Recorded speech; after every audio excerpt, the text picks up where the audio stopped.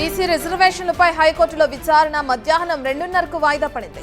Lunch break తర్వాత అటు వాదనలు వినిపించినట్లు కూడా మనకు తెలుస్తుంది.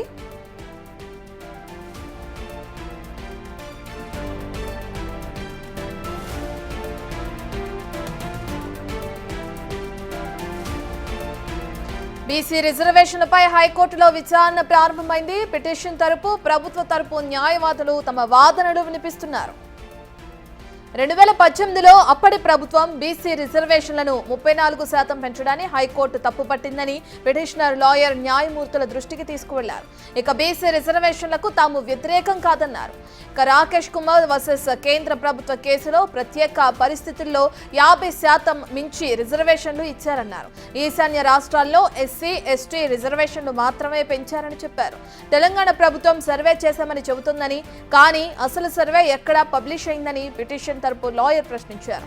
ఇందిరా సాహ్ని, కృష్ణమూర్తి, వికాస కిషన్ రావు జడ్జిమెంట్లను అటు కూడా మయూర్ రెడ్డి ప్రస్తావించారు.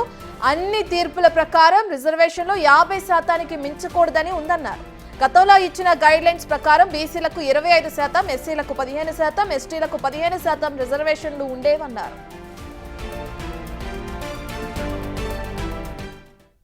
హైకోర్టులో బీసీ రిజర్వేషన్ పై సుదీర్ఘంగా వాదనలు జరిగాయి. దాదాపు 2 గంటలకు సంబంధించి వాదనలు కొనసాగాయి. ప్రస్తుతం సీనియర్ న్యాయవాది రవీంద్రన్ ఒకసారి మాట్లాడదాం. చెప్పండి, బీసీల రిజర్వేషన్ సంబంధించి పిటిషనర్ల తరపున న్యాయవాదులు గట్టిగా వాదనలు వినిపించినట్టున్నారు.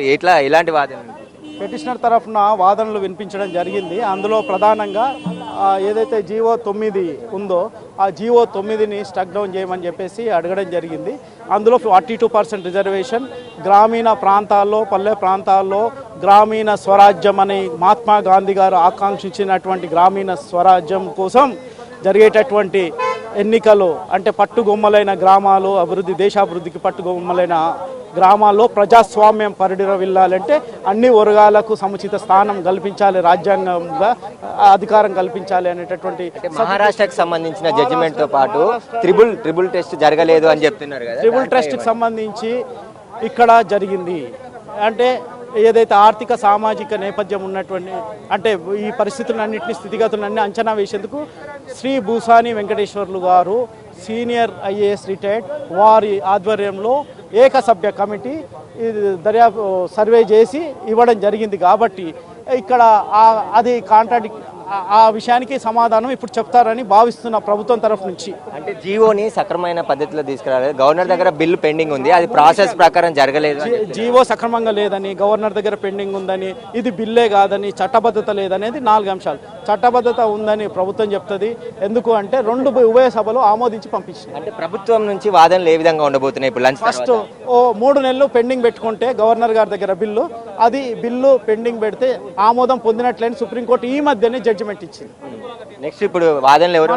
మనకు ఈ జీవోని రద్దు చేయరని విశ్వసిస్తున్నాము.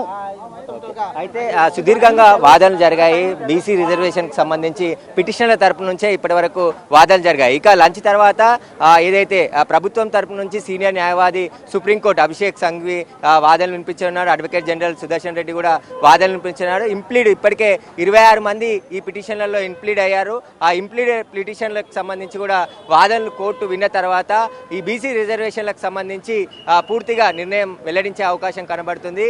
హైకోర్టు నిర్ణయం తీర్పుతోనే స్థానిక సంస్థ ఎన్నికలు జరుగుతాయా లేదా అనేది కూడా హైకోర్టు తీర్పు వచ్చిన తర్వాత తెలిసే అవకాశం కనబడుతుంది. అయితే ప్రభుత్వం అన్ని ప్రాసెస్ పాటించే జీవోని తీసుకువచ్చింది. ఆ జీవోలో ట్రిబుల్ కమిటీకి సంబంధించి కూడా అన్ని టెస్టులు అయినాక తర్వాతే జీవోని తీసుకొని వచ్చింది. అక్కడ ఎలాంటి పొరపాట్లు జరగలేదు అని చెప్పేసి కూడా స్పష్టంగా చెప్తున్నారు. కాబట్టి మరికొద్ది సేపట్లోనే మళ్ళీ విచారణ ప్రారంభం కాబోతుంది. విచారణ ప్రారంభమైన తర్వాత బీసీ రిజర్వేషన్లకు సంబంధించి ప్రభుత్వ తరపు వాదనలు కూడా విననున్నారు హైకోర్టు. కెమెరామెన్ కృష్ణతో సురేష్, బిగ్ టీవీ, హైకోర్టు నుండి.